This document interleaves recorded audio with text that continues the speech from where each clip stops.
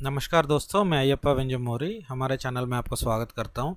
And first of all apologies for my broken Hindi. I am just using Hindi as a communication language.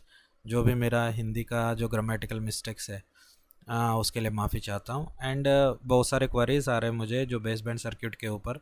And बहुत सारे लोग मुझे पूछ रहा था कि सर ये जो बेस बैंड सर्किट है कैसा काम करता है एंड इसका signal level and GR level का सॉल्यूशन दे दीजिए जो हमारा काम इजीली हो सके एंड सिग्नल लेवल में भी हमें काम कर सके। सो एक्चुअली इसी के बारे में हम सोचा था, मैं भी सोच रहा हूँ ये वीडियो पहले ही बनाना था, अभी टाइम मिला है मुझे। सो ये कॉन्सेप्ट हम समझने की कोशिश करेंगे। And thank you for being here. Let's get into the topic. Thank you. Let's get into the topic.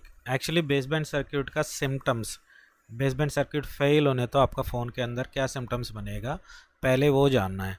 So first आपके पास फ़ोन एक रिसीव होगा, उसमें कॉल फेलियर होगा या अदरवाइज सर्चिंग लिख के आएगा, नो सर्विस लिख के आएगा या otherwise unable to get activated, activate नहीं होगा फ़ोन, अनेबल टू एक्टिवेट में आ जाएगा। एंड विथ सर्चिंग और नो सर्विस, मतलब नो सिम नहीं दिखेगा फ़ोन के अंदर, विथ सर्चिंग और नो सर्विस रूप में अनेबल टू एक्टिवेट स्क्रीन में अटक जाएगा phone.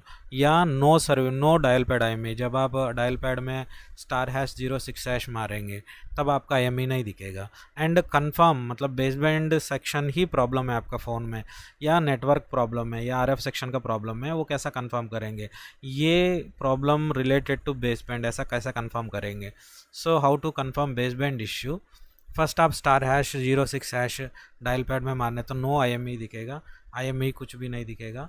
And no modem firmware, आप सेटिंग्स में अबाउट में जाके इन्फो में चेक करने तो आपका no service, I mean no modem firmware दिखेगा फ़ोन के अंदर, मतलब आपका मॉडेम फर्मवेयर उड़ जाएगा एंड आपका IMEI नहीं दिखेगा। ये दोनों कंडीशंस में आप बेसबैंड सर्किट का प्रॉब्लम मान सकते हैं। एंड ये बेसबैंड सर्किट रिपेयर करना पड़ता है, इस टाइम में you need to repair baseband circuit when you don't have the no IMEI or otherwise no modem firmware in settings about info. Okay, so first thing you need to understand what actually baseband circuit is, मतलब आपका baseband circuit क्या है वो आपको पहले पता होनी चाहिए। इसके लिए एक मैं छोटी सी एनोटेशन लगाया है, एक छोटी सी डायग्राम, ब्लॉक डायग्राम लगाया है, जिसके थ्रू हम समझाने की कोशिश करेंगे। जब आपका जो बेसबैंड CPU है, एक्चुअली ये बेसबैंड CPU है, ये baseband CPU is your baseband circuit. Baseband CPU काम करना ही बेसबैंड CPU रिलेटेड जो भी सर्किट लगता है ये बेसबैंड CPU के लिए काम करने के लिए, वो बेसबैंड सर्किट है। एक्चुअली बेसबैंड सर्किट क्या काम करता है, ये CPU एंड जो RF सेक्शन का बीच में जो आपका जो फ़ोन के अंदर रिसीव होने वाला RF signals, CPU noun language is nothing but 01, मतलब आपका फ़ोन के अंदर 0101 कम्युनिकेशन ही होता है, एक डेसिमल कम्युनिकेशन होता है। CPU ओनली वही लैंग्वेज को समझेगा। एंड आप जो रिसीव करने वाला सिग्नल्स, CPU रिसीव करने वाला सिग्नल्स RF सिग्नल्स होगा। एंड ये RF सिग्नल से IQ सिग्नल्स कन्वर्ट करके, मतलब CPU नाउन लैंग्वेज में नेटवर्क सिग्नल्स में कन्वर्ट करके, एंड CPU से IQ सिग्नल्स लेके RF सिग्नल्स कन्वर्ट करने में ये BBCPU काम करता है। एंड जब आपका BBCPU काम कर रहा है उस टाइम में आपका फ़ोन के अंदर IMEI एंड आपका बेसबैंड फर्मवेयर दिखेगा। एक्चुअली बेसबैंड फर्मवेयर दिखेगा, IMEI is a different concept है, इसके बारे में भी हम समझाएंगे। एक्चुअली ये कैसा होता है, क्या काम करता है, ये सारे हम सर्किट के रूप में, मतलब ब्लॉक डायग्राम एंड इसका फंक्शनल एनोटेशन एंड इसका पूरा सर्किट में हम समझाने की कोशिश करेंगे। ईच एंड एवरी सिग्नल के रूप में ईच एंड एवरी सिग्नल हम समझाने की कोशिश करेंगे एंड इसके थ्रू सॉल्यूशन एंड उसका डायग्नोसिंग वेस भी। BBCPU is the main IC in baseband circuit, मतलब बेसबैंड सर्किट का मेन IC बेसबैंड CPU है। ये बेसबैंड CPU वर्क करने के लिए जो भी सर्किट लगता है वो बेसबैंड सर्किट है। सो इस सर्किट में क्या क्या ICs है वो सारे समझने की कोशिश करेंगे। बेसबैंड CPU है, baseband CPU analog to digital converter है, RF to IQ to RF convert करने में ये काम करेगा। मतलब एक तरीके के जो RF सिग्नल्स को CPU नाउन लैंग्वेज जो डिजिटल नेटवर्क सिग्नल्स में कन्वर्ट करना एंड डिजिटल नेटवर्क सिग्नल्स में RF रेडियो फ्रीक्वेंसी में कन्वर्ट करना इसका काम है। एंड बेसबैंड PMU है, ये बेसबैंड PMU सारे बेसबैंड सर्किट का पावर सप्लाई करना एंड क्लॉक प्रोवाइड करना एंड रीसेट्स प्रोवाइड करना इसका काम है। सो ये पावर सप्लायर है, एनालॉग टू डिजिटल कन्वर्टर है, and CPU is the control. ये मोडेम सेक्शन सारे इंटरनल सीपीयू के अंदर इंटरनल मोडेम सेक्शन रहता है, यही नेटवर्क सेक्शन बुलाया जाता है। जो मोडेम सेक्शन ही एनकोडिंग डिकोडिंग का काम करता है। सो ये काम सीपीयू के अंदर ही होता है। सारे जो नेटवर्क का जो बेसबैंड सर्किट का जो कंट्रोलर है सीपीयू है, एंड उसका मेन स्लेव है या मेन मास्टर बोलिए वो बेसबैंड सीपीयू है। जो बेसबैंड सीपीयू वर्क करने के लिए जो भी ऐसी काम करता है वो बेसबैंड सर्किट में इन्वॉल्वड है एंड इंक्लूडेड है। सो बेसबैंड सर्किट में बेसबैंड पीएमयू रिक्वायरमेंट समझेंगे। फर्स्ट आपको ऑलरेडी पता है बेसबैंड पीएमयू बेसबैंड सीपीयू का एंड बेसबैंड सारे बेसबैंड का पावर सप्लायर है। सो बेसबैंड पीएमयू कैसा काम करता है, इसका रिक्वायरमेंट्स क्या है वो पहले जानना ज़रूरी है। जब फ़ोन ऑन होता है VDD main and VDD boost जो 4.2 वोल्टेज है बीबीपीएमयू को मिल जाता है। मतलब जब आपका फ़ोन ऑन होता है वीडीडी मेन और वीडीडी बूस्ट इनपुट सप्लाई के रूप में बीबीपीएमयू को मिलता है। इसका एनेबल है दो तरीके से मिलता है। कुछ मॉडल्स में आपका सीपीयू से रेडियो ऑन नाम से सिग्नल मिलेगा, या अदरवाइज पावर आईसी से डायरेक्टली ऑन नाम से एक सिग्नल मिलेगा। उसका डिपेंड्स ऑन द मॉडल के अनुसार ये एनेबल सीपीयू से या पावर आईसी से मिलता है। And next reset from CPU, reset CPU से मिलता है 1.8 वोल्टेज। एंड क्लॉक 19.2 मेगाहर्ट्ज और 38.4 मेगाहर्ट्ज का क्लॉक है, ये बेसबैंड पीएमयू के साथ ही रहता है। अलग अलग मॉडल्स में अलग अलग क्लॉक मिलता है। ये 19.2 मेगाहर्ट्ज आईफोन 7 में 19.2 मेगाहर्ट्ज क्लॉक होता है, एंड आईफोन एक्स में 38.4 मेगाहर्ट्ज का क्लॉक दिया हुआ है।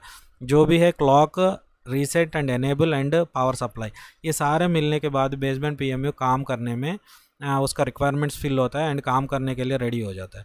जब इसका रिक्वायरमेंट्स फिल होने के बाद ये अलग अलग आउटपुट्स अलग अलग स्टेजेस में पावर सप्लाई आउटपुट्स भेजेगा।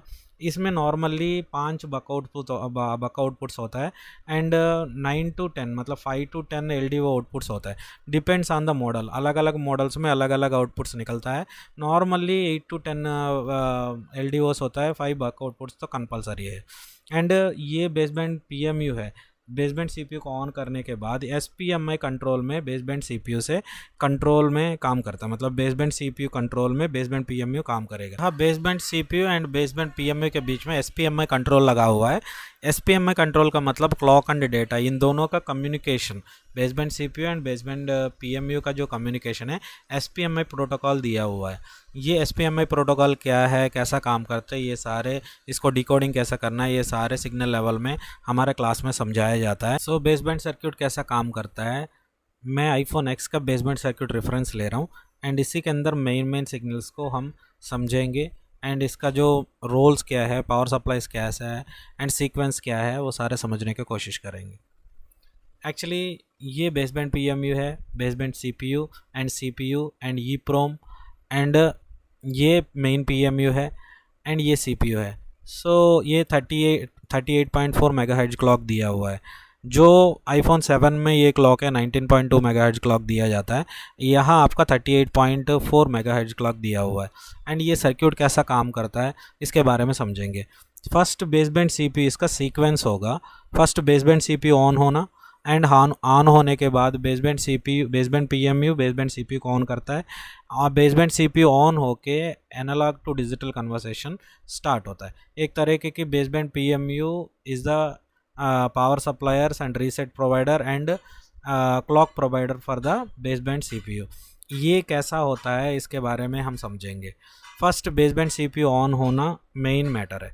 जब आपका बेसबैंड पीएमयू, जब फ़ोन ऑन होता है वीडीडी मेन और वीडीडी बूस्ट बेसबैंड पीएमयू को मिल जाता है। बेसबैंड पीएमयू से पीएमयू रीसेट मतलब बेसबैंड पीएमयू रीसेट नाम से एक सिग्नल बेसबैंड पीएमयू को मिल जाएगा एंड ऑन नाम से एक सिग्नल है, एनेबल रूप में ये बेसबैंड पीएमयू को मिलेगा। नॉर्मली ये आईफोन 7 में ये ऑन सिग्नल है, एनेबल सिग्नल है, ये भी सीपीयू से मिलता है, मतलब रेडियो ऑन नाम से सिग्नल मिलता है। आईफोन एक्स में ऑन नाम से ये सिग्नल पीएमयू से मिल रहा है। तो बेसबैंड पीएमयू कैसा काम करता है, ये इसका सीक्वेंस क्या है ये समझेंगे। बेसबैंड पीएमयू के लिए वीडीडी मेन और VDD boost, VDD main and VDD boost का बीच में अंतर है। जब वीडीडी मेन आपका बैटरी वोल्टेज 3.7 से ऊपर होने तो 3.7 से 3.8, 3.9, 4.1, 4.2 उस टाइम तक वीडीडी मेन बनेगा। या बैटरी वोल्टेज 3.7 से नीचे आया उस टाइम में आपका जो वोल्टेज बनेगा वीडीडी बूस्ट। यही वीडीडी मेन वीडीडी बूस्ट नाम से लाइन बन के वोल्टेज वीडीडी मेन बूस्ट होके आएगा आपका बीबीपीएमयू के अंदर। एंड ये मेन वोल्टेज रूप में बीबीपीएमयू को सप्लाई होता है। बाद में पावर आईसी बीबीपीएमयू रीसेट नाम से एक सिग्नल भेजेगा, एक तरह के रीसेट सिग्नल है। यही लाइन 1.8 वोल्टेज एक रजिस्टर के थ्रू ऑन नाम से सिग्नल बन के बीबीपीएमयू में आएगा। मतलब रीसेट एंड एनेबल दोनों मिल गए, पावर सप्लाई मिल गए। एंड बाद में इसका क्लॉक है 38.4 मेगाहर्ट्ज क्लॉक में बीबीपीएमयू को क्लॉक मिल जाता है। Clock, enable, reset and powers ये सारे मिलने के बाद बेसबैंड पीएमयू काम करने का जो रिक्वायरमेंट्स है फिल होता है। एंड बेसबैंड पीएमयू काम करने में अपना काम स्टार्ट करता है। इसका मेन काम होता है बेसबैंड सीपीयू का कोर वोल्टेज प्रोवाइड करना एंड सारे जो नेटवर्क्स का जो अलग अलग स्टेजेस में जो वोल्टेज चाहिए वो वोल्टेज प्रोड्यूस करना एंड क्लॉक प्रोवाइड करना, रीसेट प्रोवाइड करना, ये बेसबैंड सीपीयू को ऑन करना इसका मेन काम होता है। अभी फर्स्ट जब ये इसका सारे रिक्वायरमेंट्स फिल होने के बाद ये बेसबैंड पीएमयू 10 से 15 राइल्स ऑफ पावर, मतलब 10 to 15 Ryle's of power baby CPU को दे देगा। And baseband PMU 32.768 clock and 19.2 megahertz clock baby CPU का अलग अलग स्टेजेस में अलग अलग टाइमिंग में देगा। एंड मतलब 32.768 क्लॉक भी देगा, इसको स्लीप क्लॉक बोलेंगे। 19.2 मेगाहर्ट्ज क्लॉक भी देगा, ये मेन क्लॉक बोलेंगे। एंड ये दोनों क्लॉक अलग अलग टाइमिंग में देगा। रीसेट देगा 1.8 वोल्टेज बेबी सीपीयू को। बाद में ये power supply, clock and reset मिलने के बाद बेसबैंड सीपीयू काम करने के लिए रेडी हो जाता है। जब ये ऑन होके एसपीएमआई कंट्रोल में बीबीपीएमयू एंड सीपीयू कम्युनिकेट होके काम करता है। ये एक फर्स्ट स्टेप है। फर्स्ट मतलब आपका जो बेसबैंड सीपीयू बेसबैंड सर्क्यूट का फर्स्ट स्टेप क्या है, बेसबैंड पीएमयू ऑन होना एंड बेसबैंड सीपीयू को ऑन करना, ये मेन फर्स्ट स्टेज होता है। ये फर्स्ट स्टेज में क्या क्या सिग्नल्स निकला है, बेसबैंड पीएमयू रीसेट है एंड ऑन सिग्नल है। एंड बाद में ये 38.4 मेगाहर्ट्ज क्लॉक है एंड मेन पावर सप्लाई है। एंड इसके साथ साथ 10 to 15 राइल्स ऑफ पावर ये बेसबैंड सीपीयू के लिए अलग अलग स्टेजेस में मिलता है। And 32.768 clock and 19 megahertz clock and reset signal है। ये सारे सिग्नल्स बेसबैंड सीपीयू ऑन होने से पहले ये बेसबैंड सीपीयू को मिल जाता है, बेसबैंड पावर ऑन होने के बाद।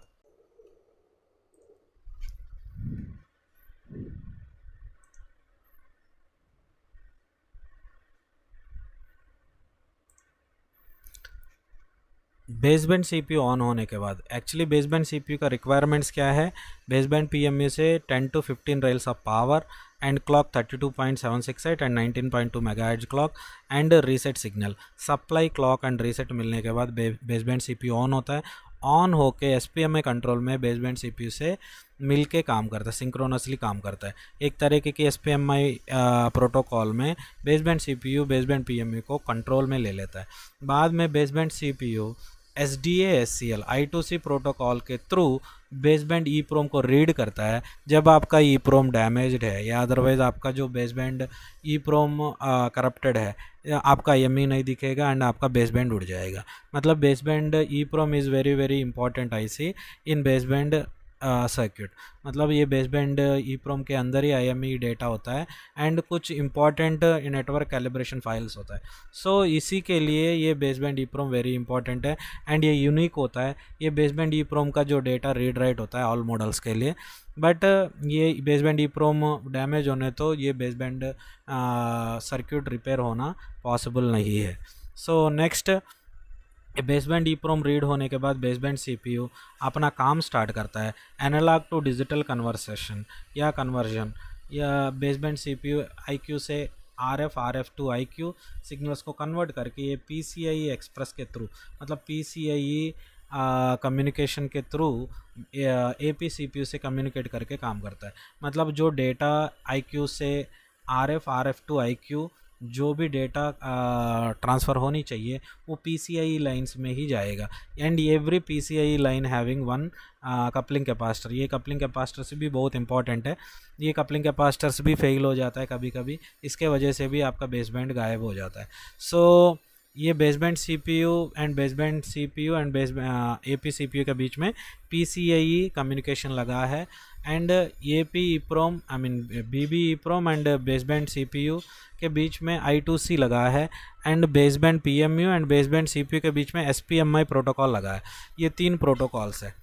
एंड ये सर्किट कैसा काम करता है, प्रॉपर सिग्नल लेवल में हर सिग्नल समझ के हर लाइन समझने की कोशिश करेंगे। इसके लिए हम मेन सर्किट पढ़ने की कोशिश करेंगे। ये मेन सर्किट है, ये कैसा काम करता है अभी हम समझेंगे। अभी बेसबैंड CPU ऑन हो गया है।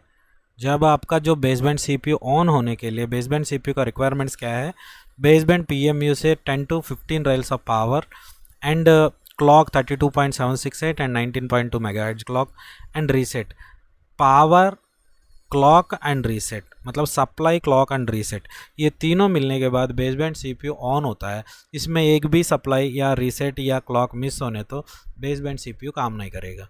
एंड ये सारे मिलने के बाद सप्लाई क्लॉक रीसेट मिलने के बाद बेसबैंड CPU ऑन होता है। ऑन होके इसका फर्स्ट काम है बेसबैंड CPU को कंट्रोल में लेना। बेसबैंड CPU को कंट्रोल में लेके SPMI कंट्रोल में ये दोनों कम्युनिकेट होके एक दूसरे से मिलके काम करता है, सिंक्रोनसली काम करता है। बाद में baseband CPU SDA SCL I2C protocol के थ्रू बेसबैंड EEPROM को रीड करता है। जब आपका EEPROM डैमेज्ड है या अदरवाइज आपका जो बेसबैंड EEPROM करप्टेड है, आपका IME नहीं दिखेगा एंड आपका बेसबैंड उड़ जाएगा। मतलब baseband EEPROM is very very important IC in baseband circuit. मतलब ये बेसबैंड EEPROM के अंदर ही IME डेटा होता है एंड कुछ इंपॉर्टेंट नेटवर्क कैलिब्रेशन फाइल्स होता है। सो इसी के लिए ये बेसबैंड EEPROM वेरी इंपॉर्टेंट है एंड ये यूनिक होता है। ये बेसबैंड EEPROM का जो डेटा रीड राइट होता है ऑल मॉडल्स के लिए, बट ये बेसबैंड EEPROM डैमेज होने तो ये बेसबैंड सर्किट रिपेयर होना पॉसिबल नहीं है। And baseband CPU and AP CPU के बीच में PCIe कम्युनिकेशन लगा है।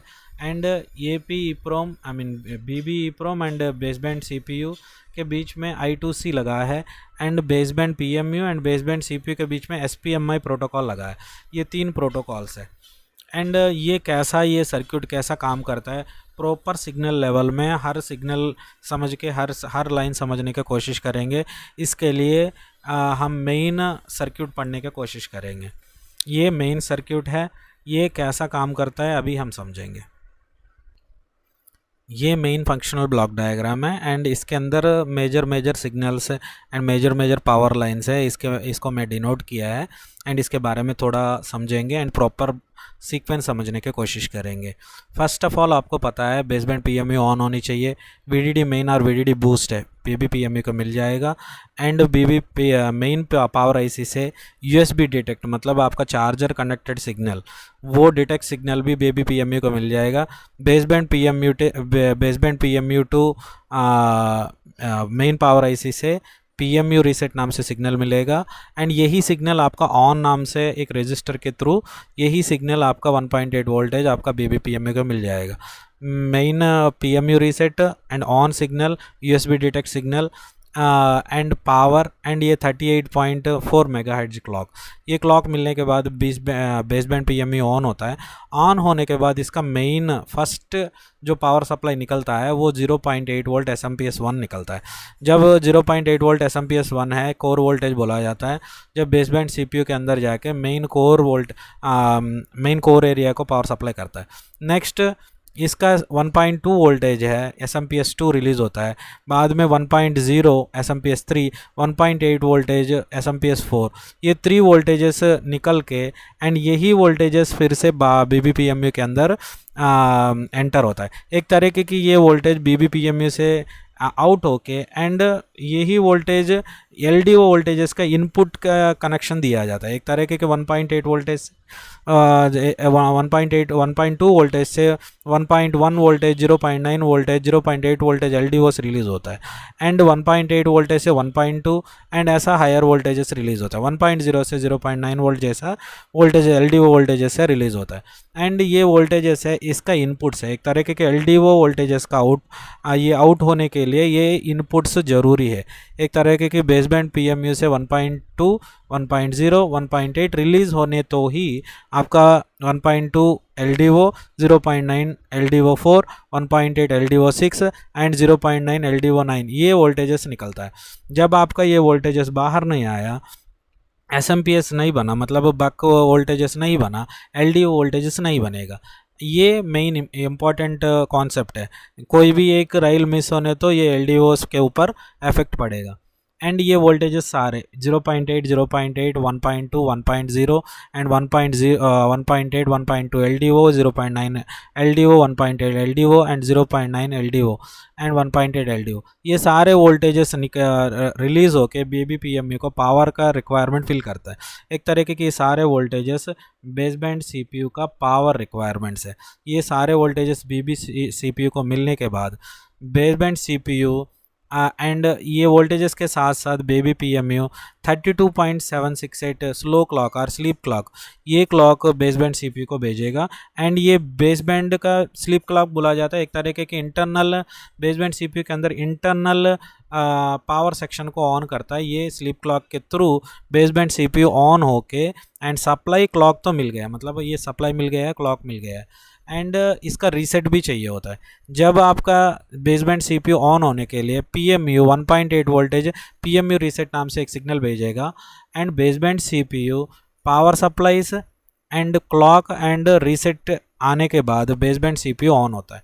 ऑन होके अपना जो मेन क्लॉक रिक्वेस्ट भेजेगा। Main clock request is nothing but XO enable. जब आपका जो ये voltages clock 32.768 clock and PMU reset मिलने के बाद बेसबैंड CPU ऑन होके इसका मेन क्लॉक रिलीज़ करने के लिए एनेबल भेजेगा। मतलब ये 38 मेगाहर्ट्ज का क्लॉक ही ये 19.2 मेगाहर्ट्ज भेजना है एंड 32.768 किलोहर्ट्ज का स्लीप क्लॉक भेजना है, एंड WTR के लिए 38.4 मेगाहर्ट्ज क्लॉक भेजना है।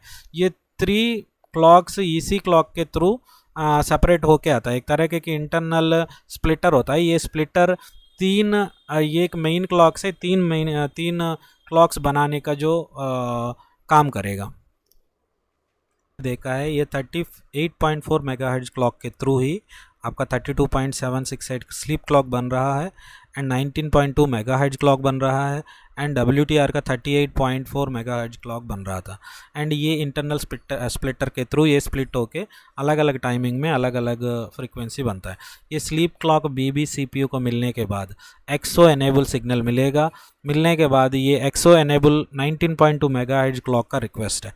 जब ये XO एनेबल आया 19.2 मेगाहर्ट्ज क्लॉक है, BBPMU से आपका BBCPU को मिलेगा। ये 19.2 मेगाहर्ट्ज क्लॉक मिलने के बाद SPMI कंट्रोल, ये ऑलरेडी हम देखा था, SPMI control, SPMI clock and data के थ्रू BBPMU BBCPU कम्युनिकेट करता है। एंड ये real time power consumption monitor होता है। एक तरह की जो हर पावर सप्लाई IC है SPMI कंट्रोल में, ये जो अपना जो मास्टर से कम्युनिकेट होके इसका जो पावर डिलीवरी है इसके बारे में समझाया जाता है। So real time power monitoring समझ सकता है ये डेटा, या इसके थ्रू BBCPU एंड BBPMU के बीच में कम्युनिकेशन होता है। एंड ये सारे होने के बाद मतलब पावर सप्लाई हो गया, क्लॉक हो गया एंड रीसेट हो गया, ये सारे मिलने के बाद बेसबैंड CPU ऑन होके बेसबैंड EEPROM को एक्सेस करता है। एंड एक्सेस करने के बाद सारे बेसबैंड सर्किट रेडी हो जाता है। रेडी होने के बाद इसका डेटा ट्रांसफ़र बेसबैंड CPU आने वाला जो एनालॉग RF सिग्नल्स को digital network signals IQ signals में कन्वर्ट करके CPU को भेजेगा। CPU से या डिजिटल नेटवर्क सिग्नल्स को एनालॉग RF सिग्नल्स में कन्वर्ट करके भेजने का जो काम है, जो डेटा ट्रांसफ़र है, PCIe लाइन्स में होगा। हर PCIe लाइन के बीच में या हर PCIe लाइन एक कपलिंग कैपेसिटर कनेक्ट होगा। मतलब ये हर PCIe लाइन में एक कपलिंग कैपेसिटर होगा। वो कपलिंग कैपेसिटर बार बार प्रॉब्लम कर लेता है। ये सर्किट में यही इम्पॉर्टेंट ट्रबल शूटिंग है। जब आप एक कपलिंग कैपेसिटर को जो जज करने में कैसा जज करना है ये भी हमारे क्लास में समझाया जाता है। आप जीआर के थ्रू भी समझा सकते हैं, मतलब समझ सकते हैं। एंड मेन ये जो सर्क्यूट है, एक्चुअली जो पीसीआई सर्क्यूट है, ये डिजिटल ऑसिलोस्कोप से ही आप प्रॉपरली डायग्नोस कर सकते हैं। सो ये भी एक तरीके की हमारे क्लास में जो स्पेशलाइज्ड टॉपिक्स में एक है, आप हमारे क्लास ज्वाइन कर सकते हैं। ये सारे कम्युनिकेशन ओके होने के बाद baseband CPU last and finally, मतलब ये सर्क्यूट का फाइनल फेज में बेसबैंड सीपीयू से पावर आईसी को एक सिग्नल मिलेगा PS hold. PS hold is nothing but power supply hold, मतलब बेसबैंड सीपीयू बेसबैंड पीएमयू को पावर सप्लाई कंटिन्यू करने के लिए सिग्नल भेज रहा था। एक तरह के कि ये पीएस होल्ड में 1.8 वोल्टेज रहने तो, जो बेसबैंड सीपीयू 1.8 वोल्टेज देने तो ये वोल्टेजेस बाहर निकलेगा। अदरवाइज ये पीएस होल्ड लाइन में 1.8 वोल्टेज मिस होने तो, ये लाइन लो में चले जाने तो ये वोल्टेजेस बाहर नहीं निकलेगा, baseband PMU power supply continue नहीं करेगा। ये बात आपको पता होनी चाहिए। SPMI clock and SPMI data के बारे में हम समझाया है।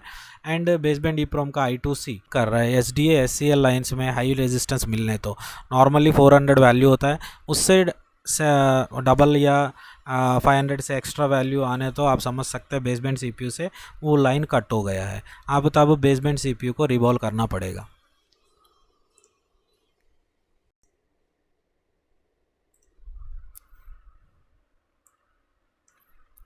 U3300 आपका चार्जिंग आईसी है, डिग्रीस आईसी। U3100 आपका जो बूस्ट आईसी है, VDD बूस्ट आईसी है। UPMIC मतलब ये बेसबैंड पावर है, ये बेसबैंड पावर है, ये भी बेसबैंड पावर है। U2700 आपका मेन पावर आईसी है। U1000 सीपीयू है। एंड यहाँ देखिए Y401 ये एक्सटॉल क्लॉक है, ये 38.4 मेगाहर्ट्ज क्लॉक जो जिसके बारे में हम बात कर रहा था, ये मेन पावर आईसी है जो बेसबैंड पावर। UMDME ये मॉडेम सीपीयू है, एक तरह के बेसबैंड सीपीयू है ये। एंड ये U1000 आपका सीपीयू है, मेन सीपीयू। यहाँ है आपका EEPROM बेसबैंड EEPROM है। सो ये सर्क्यूट कैसा कंसिस्ट हुआ है ऑलरेडी हम समझाया गया है। ब्लॉक डायग्राम के थ्रू आपके पास एक आइडिया है, मतलब आपको हर लाइन पता है। अभी ये लाइंस इसके अंदर देखेंगे। देखिए ये UPMIC बेसबैंड पावर है। ये बेसबैंड पावर ऑन करने के लिए हमें ऑलरेडी पता है, हमें VDD मेन चाहिए, चार्जिंग आईसी से मिल रहा था। VDD बूस्ट चाहिए, U31 बूस्ट आईसी से मिल रहा था। मतलब पावर सप्लाई का जो मेन लाइन्स है उसका रिक्वायरमेंट फिल हो गया। नेक्स्ट देखिए जो UPMIC का जो एनेबल एंड रीसेट मिलनी चाहिए। एनेबल एंड रीसेट को कैसा देखना है एक बार देखेंगे। ये देखिए UPMIC U2700 पावर आईसी से PMU to BB USB VBus detect, ये चार्जिंग केबल का जो इंसर्शन, जो चार्जर इनपुट सिग्नल है वो सिग्नल यहाँ भी आ रहा है। And PMU to BB PMU reset underscore L। ये रीसेट अंडरस्कोर L क्या है? रीसेट तो हमें पता है, reset is nothing but 1.8 voltage. यहाँ रीसेट अंडरस्कोर L का मतलब होता है एक्टिव लो सिग्नल है। इस लाइन में जब ये लाइन लो में जाएगा तब रीसेट के जैसा ये काम करेगा। एक तरीके की active low signal, active high signals के बारे में हमारे क्लास में समझाया जाता है। एवरी सर्क्यूट हम deeply with logic analyzer and oscilloscope से समझाया जाता है। जो बंदे इंटरेस्टेड है हमें कांटेक्ट कर सकते हैं। अभी के लिए इसको स्किप कर रहा हूँ क्योंकि ये कॉन्सेप्ट बड़ा लंबा है। ये जब क्लास में आने तो हम समझाने तो बहुत बेहतर होगा। यही PMU to BB PMU reset underscore L। And यही लाइन, यही 1.8 वोल्टेज ये एक रेजिस्टर के थ्रू R417 के थ्रू P ऑन नाम से ये जो पावर आईसी को मिल रहा था, मैं ऑलरेडी आपको बताया गया है। ये रीसेट लाइन ही एक रेजिस्टर के थ्रू एनेबल भी बन रहा था। एक तरीके के 1.8 वोल्टेज डिवाइड हो रहा था यहाँ। मतलब रीसेट मिल गया, पावर मिल गया, एनेबल मिल गया। अभी क्लॉक चाहिए। Clock is nothing but extol 38.4 megahertz clock. ये 38 मेगाहर्ट्ज क्लॉक के थ्रू इसका क्लॉक रिक्वायरमेंट फिल हो जाता है। ऑलरेडी बताया है। फर्स्ट ये सारे रिक्वायरमेंट्स फिल होने के बाद 0.8 वोल्ट SMP-S1 निकलता है, आउटपुट होता है। ये एक कॉइल के थ्रू, आपको ऑलरेडी पता है, जो आउटपुट कॉइल से निकल के जो आउटपुट बन रहा था वो बक आउटपुट है। बक इज़ नथिंग बट एक स्विच मोड पावर सप्लाई, एक तरह की PWM रेगुलेटर का आउटपुट है। एंड ये हाई वोल्टेज लेके लो वोल्टेज कन्वर्ट करने में यूज़ आता है। जब 4 वोल्ट लेके 0.8 वोल्ट SMP-S1 निकलता है, एंड इसका फीडबैक भी एक तरीके के हर PWM regulators needs its feedback to control its output. मतलब एक तरीके की जो 0.8 वोल्ट को कांस्टेंट रखने के लिए इसका फीडबैक का ज़रूरत है। ये फीडबैक लाइन मिस होने तो ये वोल्टेज पंप हो जाएगा। ये कैसा होगा, एंड इसके बारे में हम सारे पूरे क्लास में समझाया जाता है। एंड नेक्स्ट 0.8 वोल्ट के बाद ये देखिए यहाँ, ये SMP-S1 के बाद ये SMP-S1 0.8 वोल्ट लाइन है ये। एंड इसके बाद आप देखने तो यहाँ देखिए,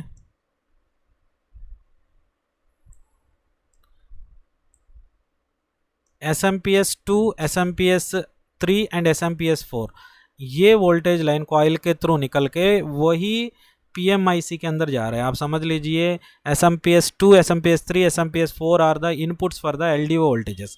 मतलब ये वोल्टेजेस पावर IC से निकल के BBPMU से निकल के BBPMU के अंदर ही जाता है। एक तरीके के रिटर्न वोल्टेजेस है ये 3 वोल्टेजेस मिलने के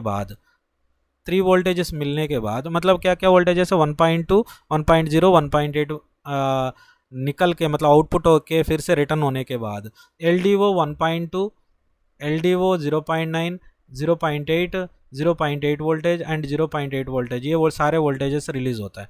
रिलीज़ होने के बाद PP 0.8 SMP-S5 रिलीज़ होता है, वो भी बेसबैंड PME को सप्लाई करता है। एक तरह के बेसबैंड CPU का, ये बेसबैंड CPU का 0.8 volt, 0.8 volt, 1.2, 0.9, 1.8 voltage and 0.8 voltage and 1.8 voltage, ये सारे इनपुट वोल्टेजेस है।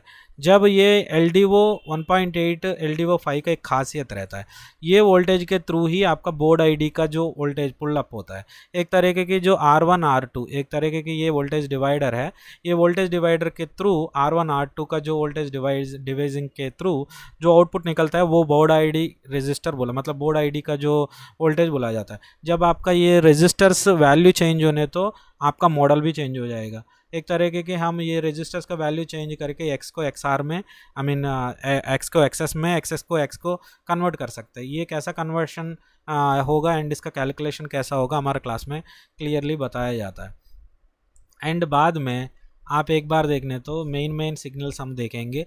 जब ये थर्मल है, एक्सोथर्मल, ये थर्मल मॉनिटरिंग सेक्शन है, थर्मल यूनिट है ये। PM CBL power, PMIC PA thermal, ये पुल डाउन किया हुआ है, ये लाइन्स पुल डाउन, ये रजिस्टर्स के थ्रू पुल डाउन किया हुआ है। सारे पावर्स आउटपुट होने के बाद पावर का जो रिक्वायरमेंट BB CPU को पावर सप्लाई का जो रिक्वायरमेंट है फिल हो गया है। एंड अभी एक्चुअली क्लॉक एंड रीसेट का बारी आता है।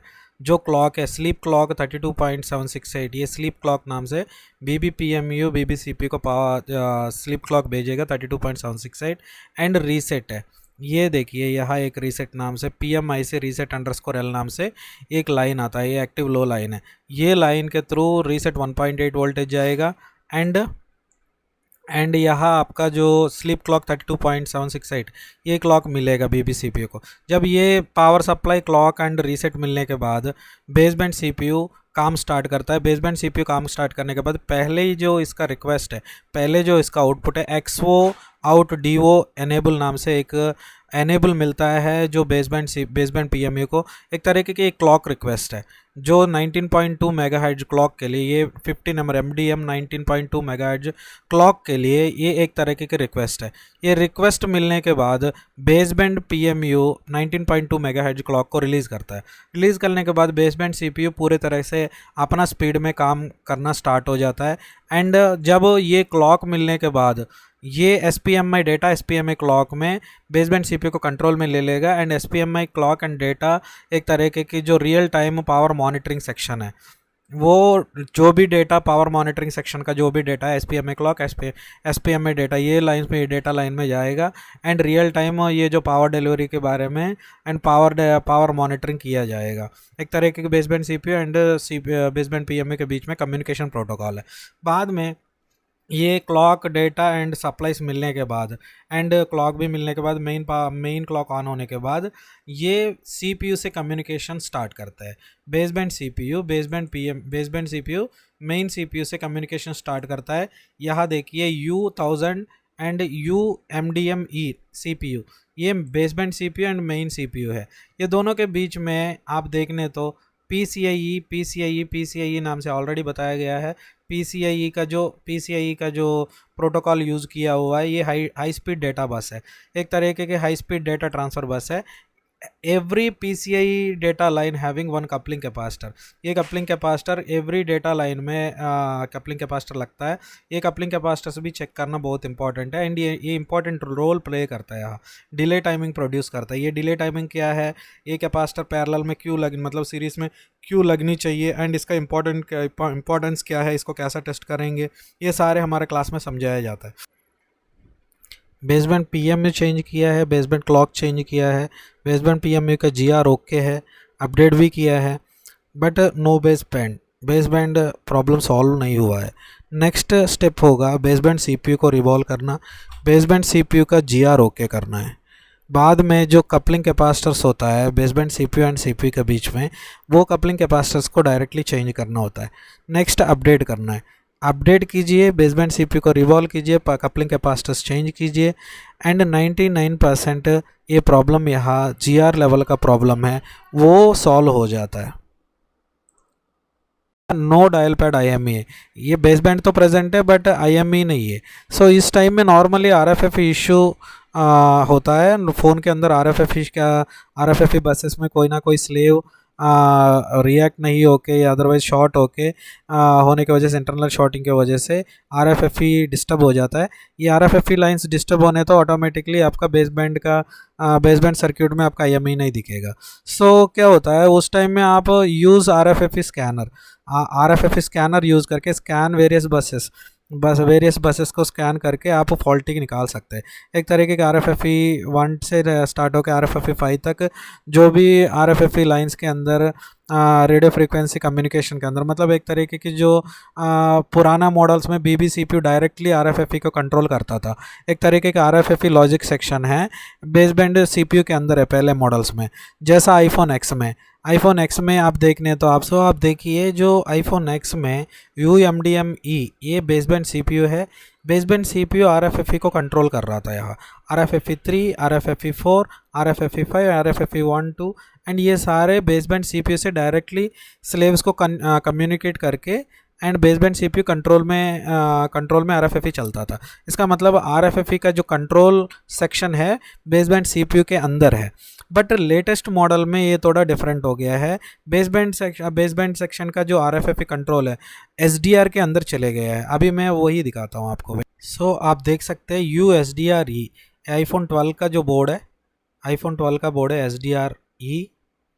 SDRE एक तरीके के WTR प्लस बेसबैंड CPU का लॉजिक काउंटर है, मतलब एक तरीके के RFFE काउंटर है। RFFE काउंटर SDR के अंदर दिया हुआ है एंड ये रिसीविंग मॉड्यूलेशन डीमॉड्यूलेशन का काम भी यही कर रहा है। सो यहाँ आप नोटिस करने तो RFFE 0 से लेके RFFE 9 तक, RFFE 8 तक अलग अलग RFFE बसेस है एंड सारे SDR का कंट्रोल में है। एक तरीके के SDR ही कंट्रोल करता है RFFE लाइंस को। सो ये मॉडल्स में IME दिखेगा आपका फ़ोन में, मतलब आपके फ़ोन के अंदर IME बोर्ड में, मतलब फ़ोन के अंदर बेसबैंड CPU ओके होने तो आपका IME दिखेगा, मॉडर्न फर्मवेयर दिखेगा, बट IME नहीं दिखेगा। IME नहीं दिखने तो आप समझना है SDR या RFFE लाइंस का दिक्कत है। सो SDR को कैसा कंफर्म करना है एंड आपका जो स्लेव्स को कैसा कंफर्म करना है, ये एक तरीके की जो अल्ट्रा लेवल या एडवांस लेवल का जो रिपेयर है। सो ये इसी के ऊपर हम क्लास देंगे एंड ऑसिलोस्कोप यूज़ करके वैलिडिटी ऑफ SDR मतलब बेसबैंड CPU प्लस WTR का जो लॉजिक से मतलब बेसबैंड सीपी का जो आरएफएफई सेक्शन है, एंड डब्ल्यूटीआर का मॉड्यूलेशन डीमॉड्यूलेशन सेक्शन है, एंड आरएफएफई का एक तरीके का मास्टर है एसडीआर। ये वैलिडिटी कैसे चेक करना है, मतलब एसडीआर कैसा काम करता है एंड इसका फंक्शंस क्या है, ये सारे समझाएंगे। एंड आरएफएफई स्कैनर यूज़ करके अलग अलग स्लेव्स को कैसा कंफर्म करना है, उसका जो आरएफएफई लाइंस ओके है नहीं है, ये कैसा स्कैन करना है, ये भी हम हमारा क्लास में समझाएंगे। चेक वेरियस क्लॉक्स मतलब 32.768, 19.2, 38.4 megahertz using oscilloscope and logic analyser use करके ये क्लॉक्स जनरेशन एंड इसका वैलिडिटी चेक करेंगे। एक तरीके की ये सारे क्लास है, एडवांस क्लास है। यहाँ तक सारे लोग मेरे हिसाब से, बहुत सारे हमारा जो भाई है ये यहाँ तक कर रहा है। ये करना बहुत एडवांस्ड काम है, ये हमारा क्लास में हम समझाएंगे।